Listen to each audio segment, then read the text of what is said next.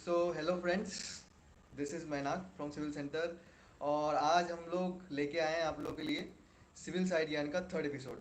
So friends, पहला दो episode था, उसके बाद ये थर्ड एपिसोड है हमारा सिविल साइड ज्ञान का। तो आज हम लोगों ने सोचा कि आपसे एक इंटरेक्टिव सेशन किया जाए ताकि हम लोग क्वेश्चंस भी ले पाए इस लाइव सेशन में, सिविल साइड ज्ञान के थर्ड एपिसोड में।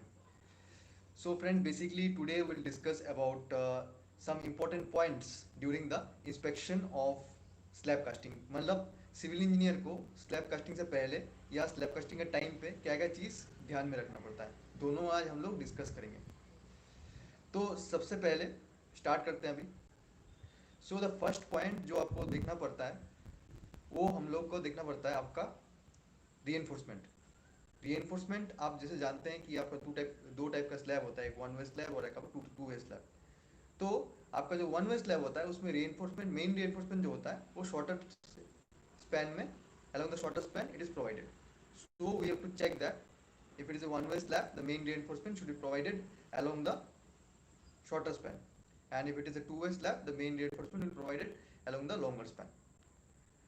सो ये एक फर्स्ट पॉइंट, बेसिक पॉइंट आप कह सकते हैं कि आपका मेन री चेक करना पड़ेगा किस अलोंग द हुई स्पैन प्रोवाइड किया गया है। तो उसी के साथ साथ जो अगला पॉइंट है वो भी इससे रिलेटेड है कि आपका स्ट्रक्चरल ड्राइंग। अब देखिए, अब स्लैब का जो जब कोई आप चेक करने जाएंगे तो डेफिनेटली आप स्ट्रक्चरल ड्राइंग लेके जाएंगे स्लैब का कि कैसा स्ट्रक्चरल ड्राइंग है। तो उसके हिसाब से जो स्लैब के बार्स होंगे, आपके स्लैब के मान लीजिए बार्स होंगे, वो आपका जो एक टॉप री होता है, एक बॉटम री होता है। तो उसका आपका पैटर्न भी अलग अलग होते हैं। एक आपका क्रैंक करके पैटर्न होता है जो ऐसे करके क्रैंक होते हैं, और आपका और एक जो पैटर्न हम लोग दे सकते हैं वो कट, नॉर्मल सिंपल कट होता है। तो किस टाइप का री आपका डायग्राम आपका स्ट्रक्चरल ड्राइंग में दिया गया है, तो उस हिसाब से आपको चेक करना पड़ेगा कि the provided re are as per the structural drawings और नॉट। और अगर आप स्ट्रक्चरल ड्राइंग स्लैब का कैसे पढ़ेंगे, पढ़ते हैं, वो जानना चाहते हैं, तो उसके लिए हम लोग सेपरेट वीडियोस ऑलरेडी कुछ कुछ हैं, इस लाइव सेशन के बाद आपको दे दिया जाएगा। तो ये दो दो पॉइंट हो गए। और तीसरा पॉइंट जो है आपका साइड पे, ये बहुत ही इंपॉर्टेंट पॉइंट एक होके आता है, जो आपका बाइंडिंग ऑफ रेनफोर्समेंट होता है। तो रीएनफोर्समेंट बाइंडिंग जो होता है which is done with the help of binding wires. जो बाइंडिंग वायर्स होते हैं उससे आपका रीएनफोर्समेंट बाइंडिंग होता है। तो आपको ये चेक करना पड़ेगा कि प्रॉपरली आपका रीएनफोर्समेंट बाइंड किया गया है कि नहीं। बिकॉज आपका जब आपका स्लैब कास्टिंग होता है, और या तो स्लैब कास्टिंग से पहले भी इतने सारे लेबर्स होते हैं, वो या इंजीनियर होते हैं या ओनर होते हैं, वो लोग यहाँ पे आपका चेक करने आते हैं। वो तो वो लोग का लोड है, तो वो लोड को बियर करने के लिए आपका प्रॉपरली आपका जो बाइंडिंग वायर्स है प्रॉपरली टाइट होना चाहिए। तो वो आपको चेक करना पड़ेगा कि बाइंडिंग वायर्स प्रॉपरली टाइट और नॉट। तो ये पॉइंट आप चेक कर सकते हैं। और जो आपका फोर्थ पॉइंट अभी हम लोग डिस्कस करने वाले हैं, फोर्थ पॉइंट है आपका कवर। जी हाँ, जो कवर हम लोग प्रोवाइड करते हैं स्लैब में, तो कवर का पर्पस क्या होता है? कवर का पर्पस ये है कि आपका डिस्टेंस मेंटेन करे and prevention of corrosion of the री। तो आपका एक कंक्रीट का लेयर होता है, जिससे आपका स्लैब में नॉर्मली आपका 20 mm का कवर होता है। कहीं की कुछ कुछ कंडीशन में अगर आपका अगर एग्रीगेट का साइज कम है तो आपका 15 mm होता है। तो जो 20 mm का कवर होता है उसका पर्पस ही होता है कि जो री है उसको कोरोशन से प्रिवेंट करे। तो ये कवर प्रॉपरली आपका दे मतलब वो होना बहुत ज़रूरी है। तो आपको कवर ब्लॉक्स चेक करने पड़ेंगे कि कवर ब्लॉक्स प्रॉपरली प्रोवाइडेड है कि नहीं, ताकि आपका जो कवर है वो मेंटेन है कि नहीं। आप एक टेप लेके जा सकते हैं, तो आप हर जगह पे कुछ कुछ जगह पे आप मेजर करके देख सकते हैं मेजरिंग टेप से कि आपका कवर जो है 20 mm का स्लैब में प्रॉपरली प्रोवाइड हुआ है कि नहीं। तो ये पॉइंट आप चेक कर सकते हैं। और नेक्स्ट जो आपका पॉइंट है कवर के साथ, ये रिलेशन है इसका कि आपका चेयर ऐसे करके एक शेप होता है चेयर में। तो उसको शेप दिखना चाहते तो हम लोग नेक्स्ट वीडियो में आपको दिखा देंगे। जो चेयर इन रीएनफोर्समेंट होता है उसका पर्पस होता है आपका टॉप रीएनफोर्समेंट एंड बॉटम रीएनफोर्समेंट के बीच में आपका गैप मेंटेन करना। तो जो चेयर होता है वो आपको देखना पड़ेगा कि चेयर प्रॉपरली प्रोवाइडेड है कि नहीं, ताकि आपका टॉप रीएनफोर्समेंट और बॉटम रीएनफोर्समेंट के बीच में जो गैप होना चाहिए वो मेंटेन है। तो ये आपको चेक करना पड़ेगा चेयर्स के बारे में। एंड अभी जो एक पॉइंट है वो बहुत ही इंपॉर्टेंट पॉइंट है जो मैं आपको बताने वाला हूँ, जो कि अक्सर साइट में गलत होता है। वो है आपका लेवल। देखिए, मान लीजिए डिज़ाइन में आपका स्लैब का थिकनेस 100 mm प्रोवाइडेड है, ठीक है। तो 100 mm जब प्रोवाइडेड है तो आप एक लेवल डिफाइन करना पड़ेगा कि यहाँ तक आपका जो कास्टिंग होगा कंक्रीट का, तो वहाँ तक जाएगा। तो उसके लिए सबसे बेस्ट तरीका आपका क्या है कि आप दो मार्किंग कीजिए। एक मार्किंग मत कीजिए, ताकि एक मार्किंग आपका रहेगा 100 mm पे, मतलब स्लैब थिकनेस लेवल पे, और एक मार्किंग आपका रहेगा above 1 feet above the slab thickness level. उससे फायदा ये होगा, आप कास्टिंग के टाइम भी आप मेजर कर सकते हैं, आप चेक कर सकते हैं कि आपका लेवल सही जा रहा है कि नहीं, क्योंकि आपका जो स्लैब थिकनेस लेवल का जो मार्क होगा वो हो सकता है मिट जाए आफ्टर ड्यूरिंग कास्टिंग, बट ऊपर का मार्क नहीं मिटेगा।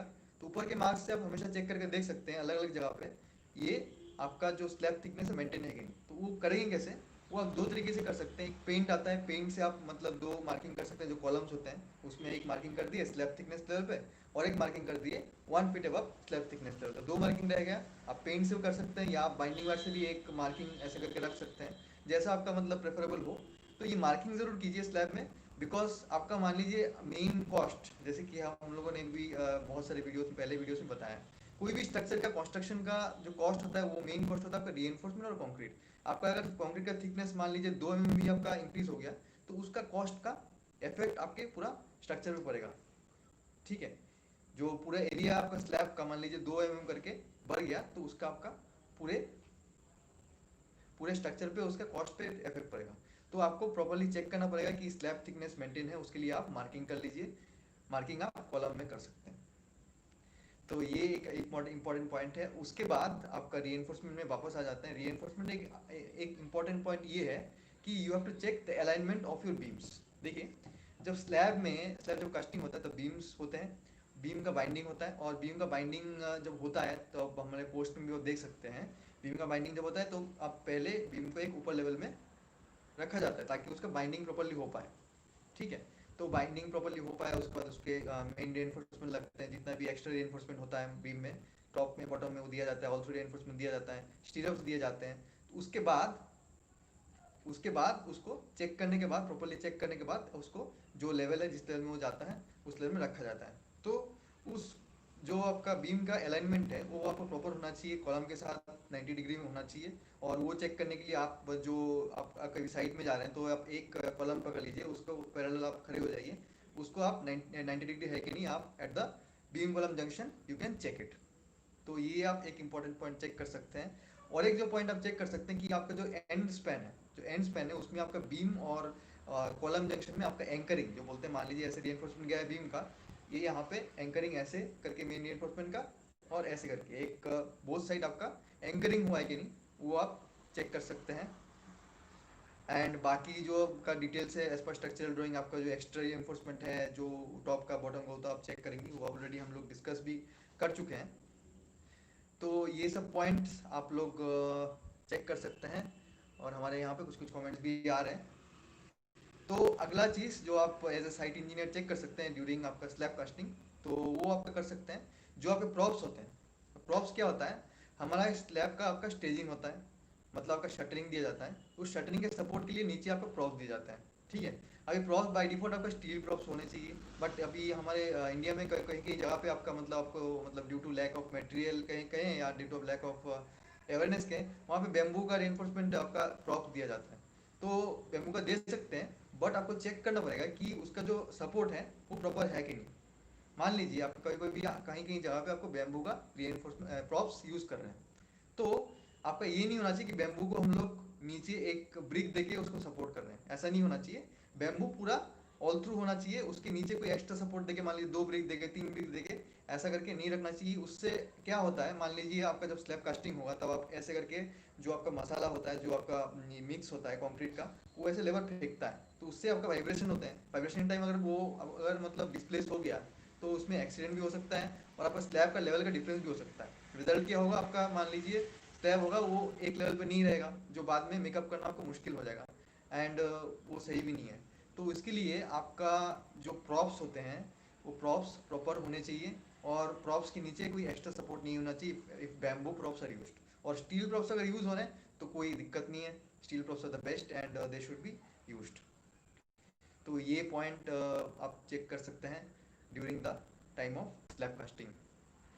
सो अगर ये जो मैं पॉइंट्स बोलेंगे इसको अगर विजुलाइज करना आपको मतलब कुछ मतलब दिक्कत हो रहा है, अगर आप साइट में जा रहे हैं तो डेफिनेटली आप विजुलाइज कर पाएंगे। कोई दिक्कत हो रहा है तो कमेंट में हम लोग को बाद में बताइए, तो हम लोग विजुलाइजेशन भी लेके आएंगे, और 2 वीडियो का हम लोग डिस्क्रिप्शन भी दे देंगे जिसमें हम लोग इमेजेस के साथ ये सब सारे पॉइंट समझाएं, तो वो भी आपको मिल जाएगा। तो फ्रेंड्स, कैसा लग रहा है आपको ये सिविल साइड गन का एपिसोड? हमको इस कमेंट बॉक्स में ज़रूर बताइए। एंड यहाँ पे हम लोग कुछ कुछ कमेंट्स पढ़ेंगे। ओके, सो ये था हमारे सिविल साइड ज्ञान के कुछ कुछ पॉइंट्स। होप ये आपको अच्छे लगे। और मैं ये सारे व्यूअर्स को बता दूं कि अगर आप एक सिविल इंजीनियरिंग स्टूडेंट और एक सिविल इंजीनियरिंग प्रोफेशनल और in during the time of this lockdown period, और जब आपका वर्क फ्रॉम होम चल रहा है या आपके एग्जाम्स अभी चल रहे हैं, आप घर में हैं, तो आप अगर कोई नया स्किल सीखना चाहते हैं रिलेटेड टू आपका मतलब आपका प्रोफेशन में, आप कोई सॉफ्टवेयर सीखना चाहते हैं लाइक आपका टेक्ला स्ट्रक्चरल डिज़ाइनर, आपका स्टैट प्रो, कोई एक प्रैक्टिकल प्रोजेक्ट सीखना चाहते हैं, तो definitely you can join us for the training. Link आपको डिस्क्रिप्शन में मिल जाएगा। जैसे कि हम लोगों ने पहले भी कहा था, जो हमारा ट्रेनिंग होता है वो ट्रेनिंग आपका कोई सॉफ्टवेयर का ट्रेनिंग नहीं होता है। We provide training on a complete project, मतलब आपका स्टार्टिंग से लेके एंड तक एक प्रोजेक्ट को कैसे कंप्लीट करते हैं। मान लीजिए मुझे बिल्डिंग डिज़ाइन करना है, मान लीजिए बिल्डिंग डिज़ाइन का कोर्स है, तो बिल्डिंग डिज़ाइन के कोर्स में आपको सबसे पहले आपको क्लाइंट के रिक्वायरमेंट से स्टार्ट करके, उसके बाद उसका आर्टिफिशियल प्लान बना के कैट सॉफ्टवेयर में, उसके बाद डिज़ाइन सॉफ्टवेयर में आपको उसका स्ट्रक्चरल एनालिसिस एंड डिज़ाइन करके उसका रीइंफोर्समेंट कितना आएगा, स्ट्रक्चरल मेंबर्स का साइजेस कितना आएगा। आप डिज़ाइन सॉफ्टवेयर कोई भी हो सकता है, आप स्टैट हो सकता है, आपका टेक्ला स्ट्रक्चरल डिज़ाइन हो सकता है, जो कि काफ़ी एडवांस सॉफ्टवेयर है। तो इसको यूज़ करके हम लोग एक कंप्लीट प्रोजेक्ट को कैसे आपका स्ट्रक्चरल ड्राइंग तक सबमिट करते हैं, जो आपका फाइनल आउटपुट वो कैसे जनरेट करते हैं, ये कंप्लीट आपका हम लोग सिखाते हैं। तो ऐसे ही हमारा एस्टिमेशन का कोर्स भी है, उसका भी सेम आपका प्रोसीजर है कि एक कंप्लीट बिल्डिंग का एस्टिमेशन आपका, मान लीजिए कंप्लीट क्वांटिटी आपको निकालना है। G+2 बिल्डिंग, हम लोग G+1 बिल्डिंग ले लेते हैं, उसका कंप्लीट क्वांटिटी आपका अर्थ वर्क, आपका आपका जो फुटिंग का ये रीइंफोर्समेंट क्वांटिटी, आपका ऐसे करके हर मेंबर्स का रीइंफोर्समेंट क्वांटिटी, कंक्रीट क्वांटिटी, फॉर्मवर्क्स, सारा चीज़ हम लोग कैसे निकालते हैं, एक कंप्लीट बिल्डिंग का एस्टिमेशन कैसे करते हैं, वो हम लोग सिखाते हैं।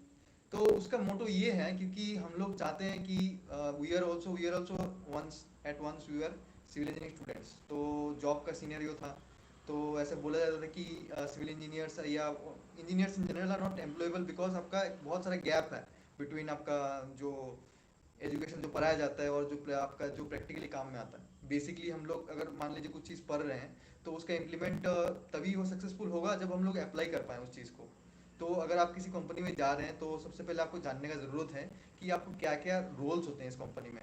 तो सिविल इंजीनियरिंग अगर आप पढ़ रहे हैं, तो क्या क्या रोल्स हैं वो आपका जानना ज़रूरी है। तो मैंने पहले भी इस वीडियोज़ में बहुत सारी चीज़ बताया, आप देख सकते हैं। तो उस रोल के बेसिस में आप डिसाइड कर लीजिए कौन सा आपको क्या, मतलब आपको एस्टिमेशन किस फील्ड में आपका इंटरेस्ट है। एस्टिमेशन में आपको 3D मॉडलिंग अच्छा लगता है, design, BIM like Revit structure, Tekla structure, कौन से फील्ड में आप जानना चाहते हैं, तो उस बेसिस पे आप डिसाइड कर सकते हैं कौन सा ट्रेनिंग आपको लेना चाहते हैं। तो डेफिनेटली ट्राई कीजिए एंड लॉकडाउन का पूरा मतलब टाइम यूटिलाइज कीजिए। एंड हम लोग ऐसे ही आपके साथ वीडियोस लेते आएंगे आपका, और ऐसे ही जुड़े रहिए हमारे साथ। So thank you for watching guys, bye bye. So will end this live stream now, bye.